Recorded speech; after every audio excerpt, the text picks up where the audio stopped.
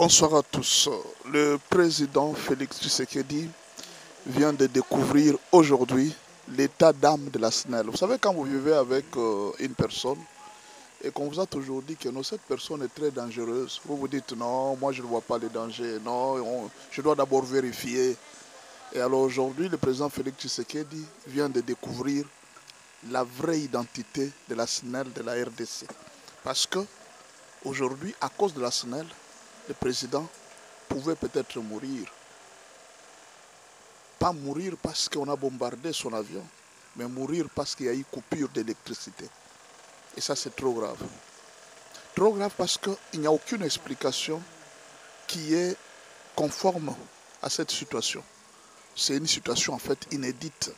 On n'a jamais vécu une situation comme ça. C'est la première fois.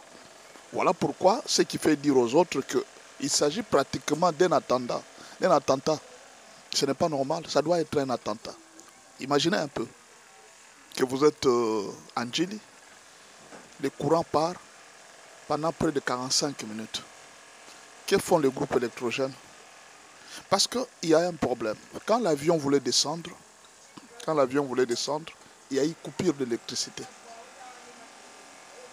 Coupure d'électricité, ce qui fait qu'il n'y avait plus moyen que le pilote puisse communiquer avec l'aéroport.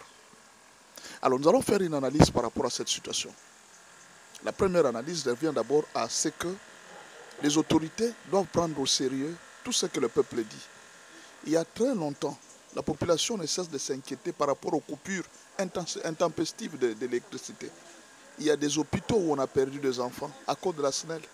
Il y a des chambres froides qui ont perdu presque toutes leurs marchandises à cause de la SNEL. Il y a des familles entières qui sont dans l'insécurité à cause de la SNEL. Bon, peut-être que nous allons condamner la SNEL. Pourquoi? Peut-être que la SNEL ne reçoit pas beaucoup de moyens. Parce qu'il faut reconnaître que l'armée ou même le gouvernement a une grande dette de la SNEL que le gouvernement doit payer. Mais le gouvernement parfois ne paye pas la SNEL. Et la SNEL, pour s'organiser, ça ne va pas. La SNEL aussi a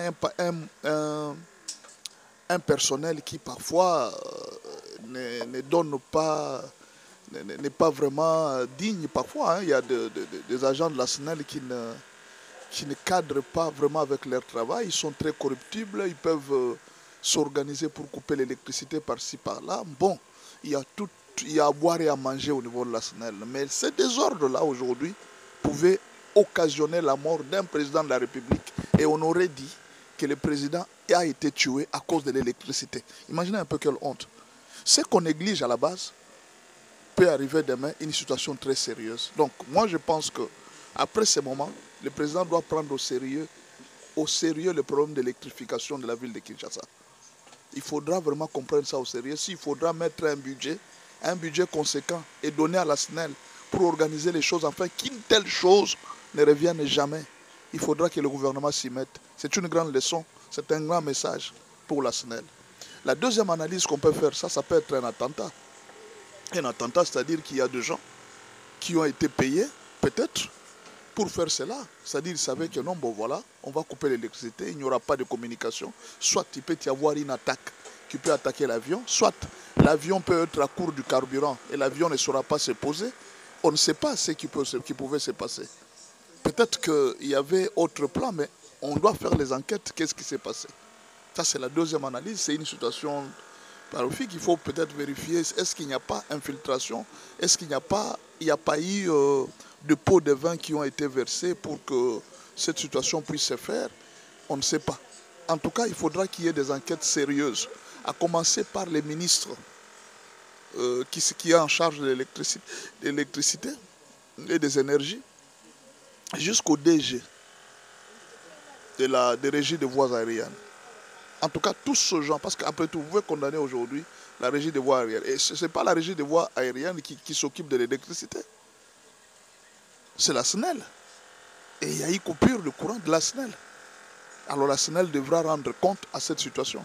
Deuxièmement, la régie des voies aériennes, il faudra aussi vérifier les machines qu'ils utilisent. Actuellement, les machines qu'on utilise dans le monde sont équipées des onduleurs. Les ordinateurs de communication sont équipés des onduleurs et des panneaux solaires au cas où il y a coupure d'électricité, la communication ne peut pas être rompue parce qu'il y a une technologie qui est déjà avancée. Mais la question qu'on se pose, quels sont les appareils que la régie des voies aériennes de Kinshasa, de l'aéroport d'Ndjili, continue à utiliser jusqu'à ce jour? Comment expliquer qu'il peut y avoir coupure de courant? Aujourd'hui, même dans nos simples bureaux, il peut y avoir coupure de courant et les ordinateurs continuent à fonctionner à cause des systèmes d'ondulaires et à cause des systèmes de réserve d'énergie. Mais comment la régie des voies aériennes ne peut pas avoir un tel système?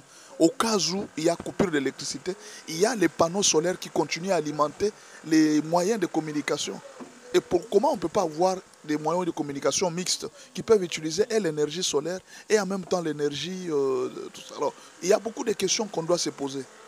La faute peut revenir au gouvernement. Aujourd'hui, on peut condamner les chefs de régie des voies aériennes. Il faudra qu'on vérifie s'il a des appareils perfectionnés pour répondre aux conditions. Mais on ne sait pas en tout cas. Est-ce qu'il s'agit là d'équiper actuellement la régie des voies aériennes pour qu'on ait de... Mais il y a un problème avec la régie des voies aériennes. En dehors de l'électricité, il y a aussi des groupes électrogènes. Donc il y a eu panne d'électricité, en même temps aussi panne de groupes électrogènes. C'est une question qu'on doit se poser. Donc panne d'électricité, donc il n'y a pas de système de panneaux solaires. Il y a eu en même temps panne d'électricité et en même temps panne de groupes électrogènes. Là, on se pose beaucoup de questions. Mais en entendant, c'est parce que le président est en vie. Et si le président mourait aujourd'hui, ça allait être terrible. Il y a peut-être des gens qui allaient fêter. Les autres allaient peut-être regretter. Mais ça doit être une leçon. Mais si on ne prend pas au sérieux cette histoire, demain on risque de regretter un jour. Donc, le président doit prendre des mesures pour résoudre pas seulement les problèmes de l'aéroport, mais les problèmes de tous les Congolais qui souffrent à cause de l'électricité. Ce n'est pas seulement lui qui pleure. Il y a des gens qui ont perdu toutes leurs marchandises dans des chambres froides. Il y a des hôpitaux qui ont perdu des enfants. Il y a trop de situations, il y a des quartiers aujourd'hui où vous ne pouvez pas vivre. Il fait très noir tellement que les voleurs sont en train d'opérer à l'aise parce qu'il n'y a pas de lumière.